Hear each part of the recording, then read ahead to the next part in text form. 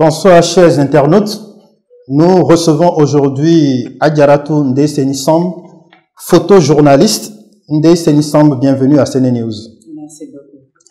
Ndeye-Seny-Samb, vous êtes l'une des rares photojournalistes à travailler dans la presse sénégalaise. Est-ce que vous pouvez nous dire comment vous êtes arrivé dans ce métier? Merci, bonsoir. Je suis arrivée dans le métier en 1993. Et j'ai été formée en 90 au centre Amadou Malick de Gaïdebop. Pour 2 ans, j'ai fait partie de la 11e promotion au Sénégal. Avant, ça a toujours été une passion pour vous, la photographie? Effectivement, oui. C'était toujours une passion parce que quand j'étais toute jeune, toujours j'étais dans le studio de Candice pour faire des photos chaque jour. Chaque nuit, quand je vais à le studio, je fais des photos, je paye et je fais encore des photos pendant des années. Donc la photographie, c'est quelque chose que j'ai toujours aimé. Et vous l'aimez toujours ou bien si vous aviez par exemple une opportunité de changer de métier, vous le feriez? Non, non, je l'aime toujours, c'est ma passion. Aujourd'hui, il y a le numérique qui est un peu partout, mais vous avez appris avec l'analogie. C'est quoi la différence entre ces deux technologies? Numérique et l'analogie. L'analogie, c'est travail en main. Parce qu'avant, il y avait les pellicules. Nous, on a travaillé sur le noir et blanc avec les pellicules. Parce que tu prenais les pellicules, c'est toi qui vas régler les hasards, tout ça.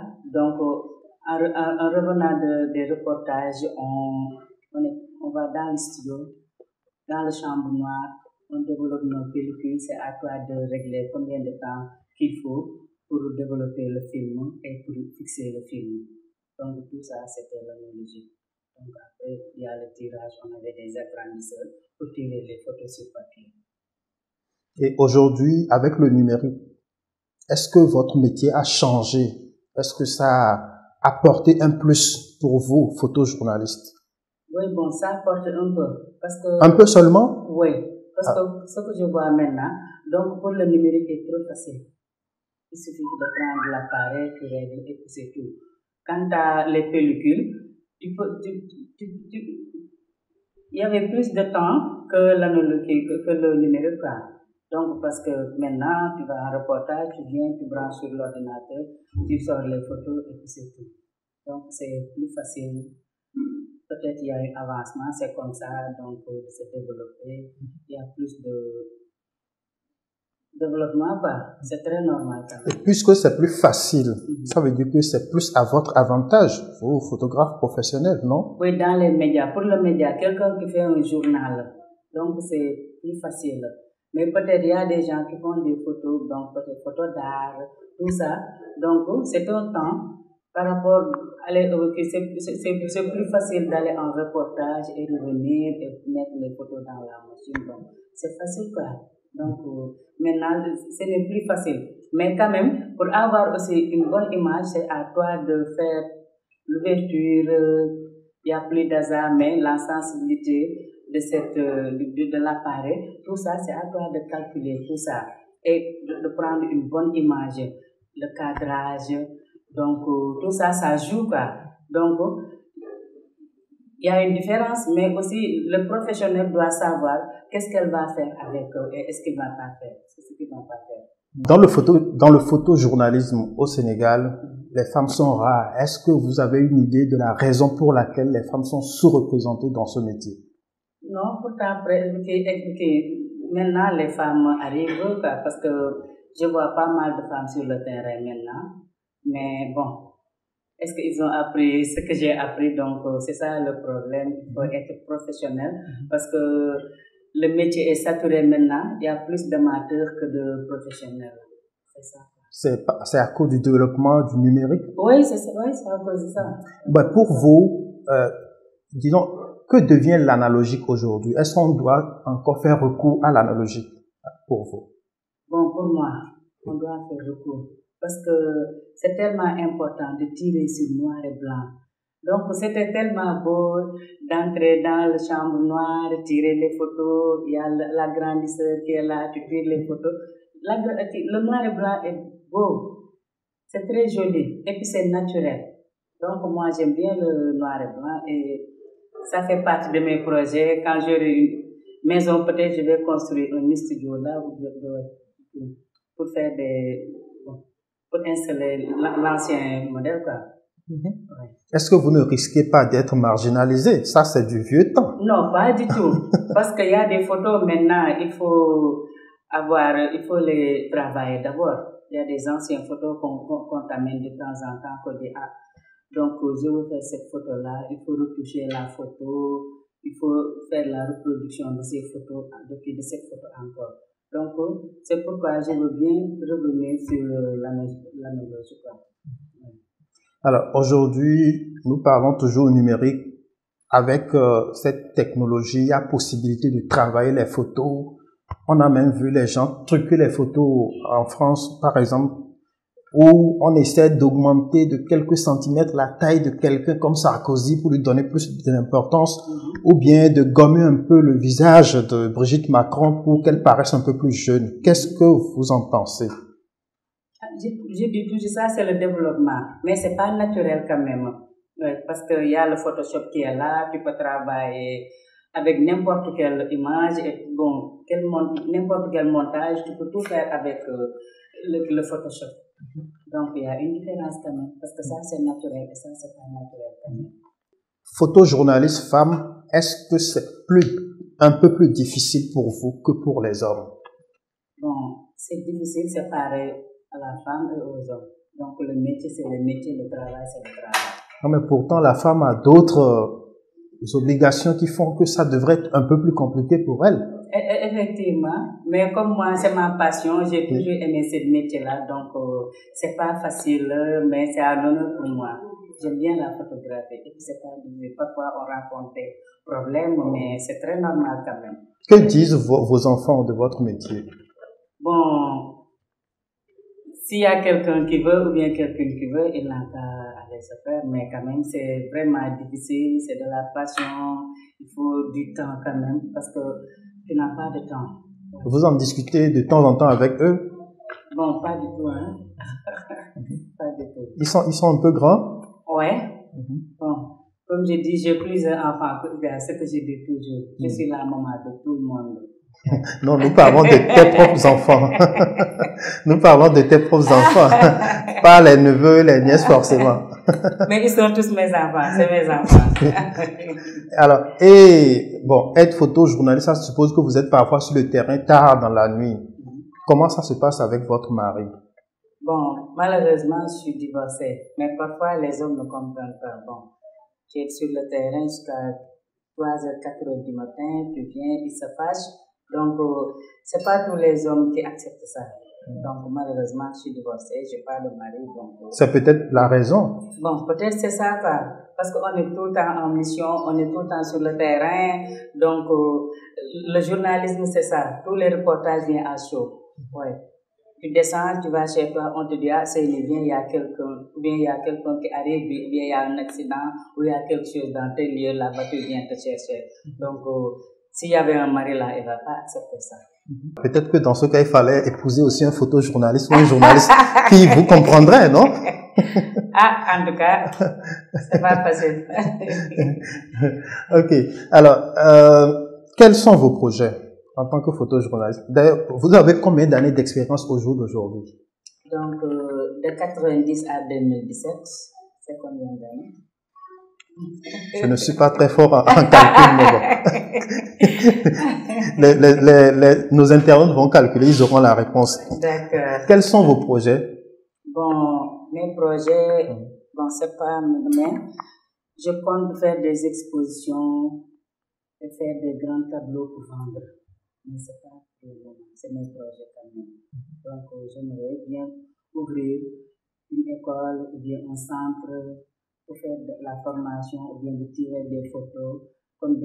J'ai une banque de photos aussi, donc je veux vraiment ouvrir quelque chose de photographie et s'il y a des gens qui ont besoin de telles photos et de telles photos, j'ai plusieurs reportages, j'ai une banque de photos.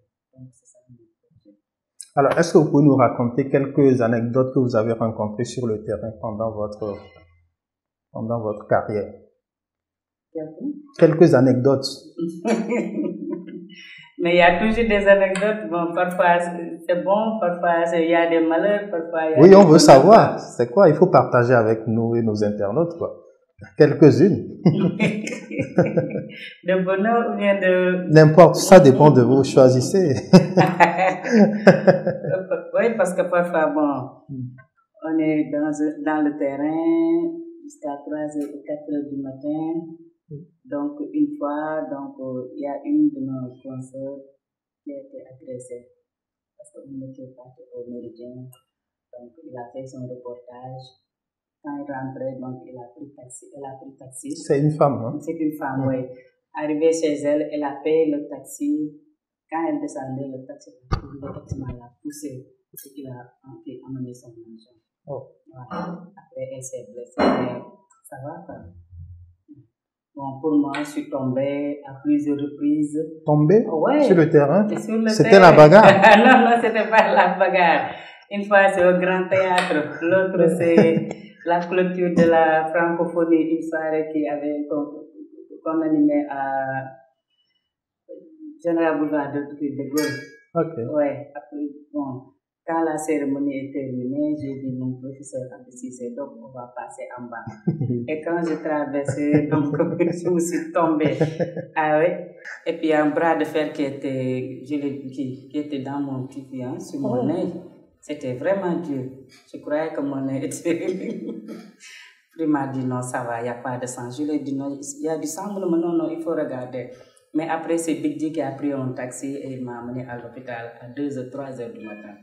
Il était dans les parages? Qui ça? Big D. C'est eux qui organisaient. C'était la clôture de la francophonie. C'était en 2010 ou 2011. Ok. Ouais. D'accord. Parfois aussi, tu vas dans des reportages, on t'encourage, vraiment, on t'apprécie.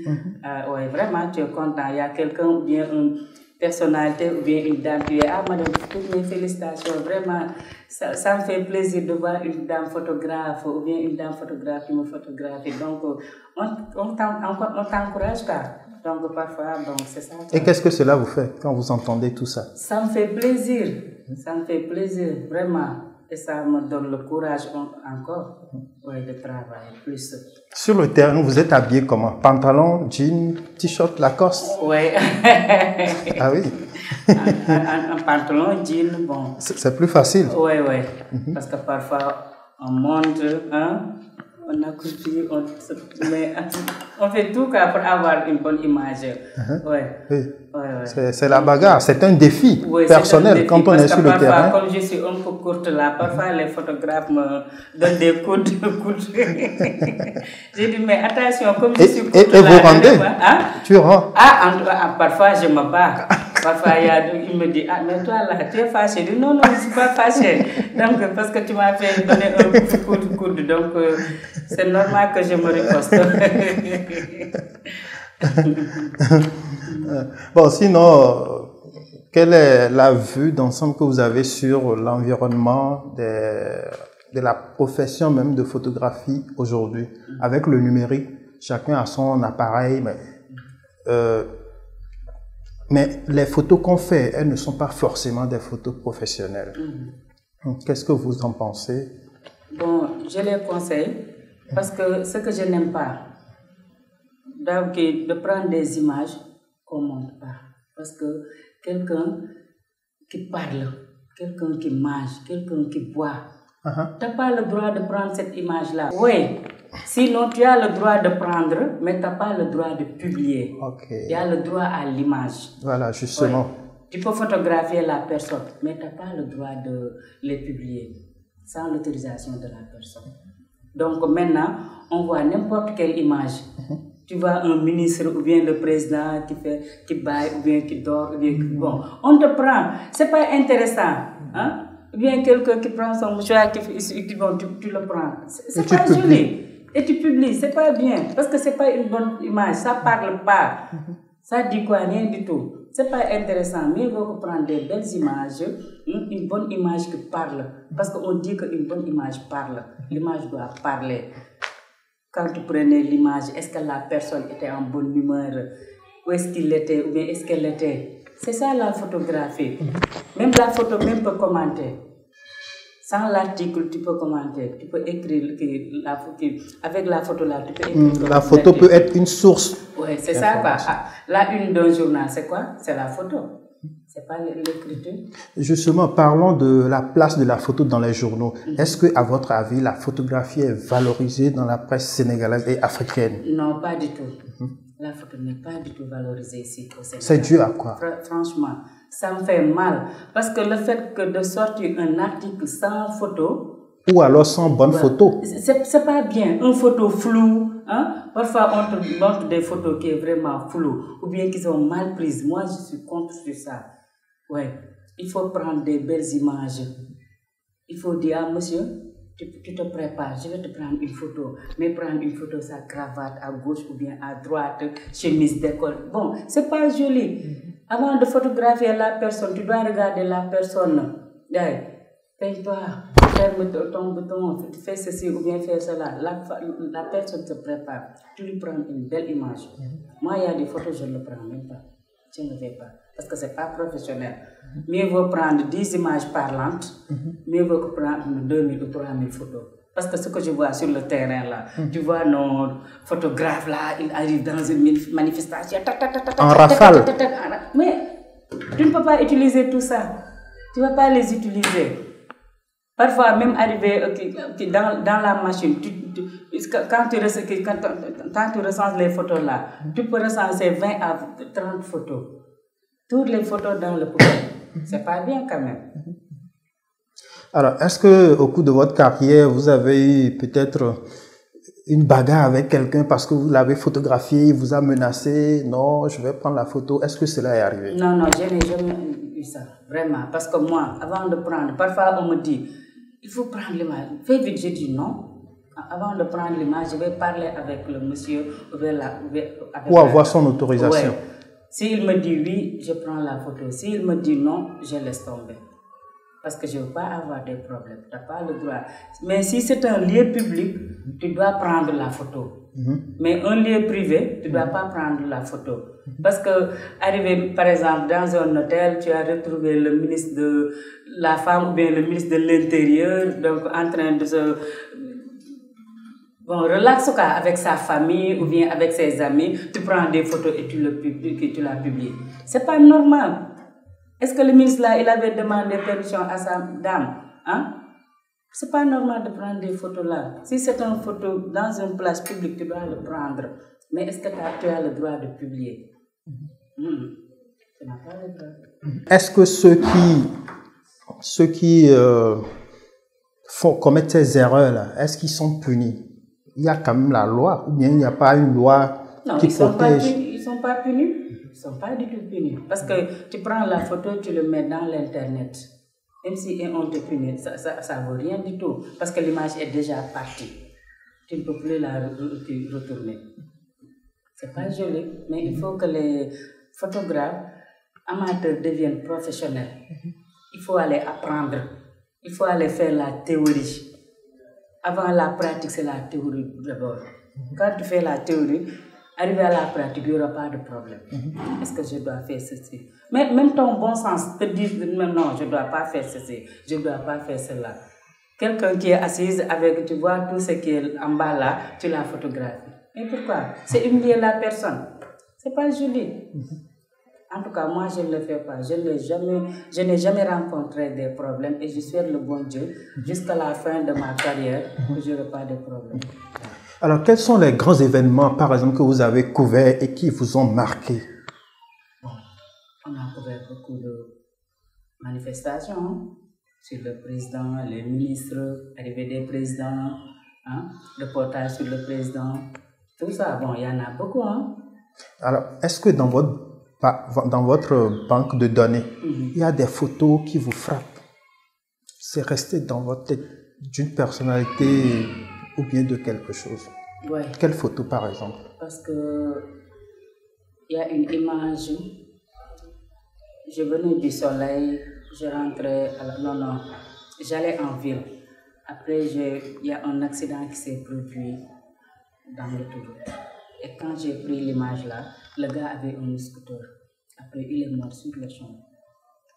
Quand je l'ai vu, quand j'ai pris l'image là, dans la nuit, il m'a travaillé. Et jusqu'à présent, en ce moment-là, il n'y avait pas de numérique, j'avais mon analogique. Et quand je suis allée au labo, j'ai tiré les photos. Et tout le temps, quand je sors les photos, la tac, je la garde. Mais c'est quelque chose vraiment qui reste toujours dans mon mémoire. Mais avec cette image-là, on a pu arrêter le taximan. Parce que moi, je croyais que c'est le 4x4 qui avait tué le jeune homme. Or que c'est un taxi. Donc, quand ils ont tiré au labo là, il y a des photographes vraiment qui apprécient, qui disent ah, en tout cas, c'est une professionnelle, vraiment, elle a le courage de photographier cet homme-là, vraiment. C'est vraiment, elle est courageuse quoi. Donc, il y a un homme qui est rentré, il a regardé la photo, il a dit oh, mais je connais ce monsieur-là, c'est mon cousin.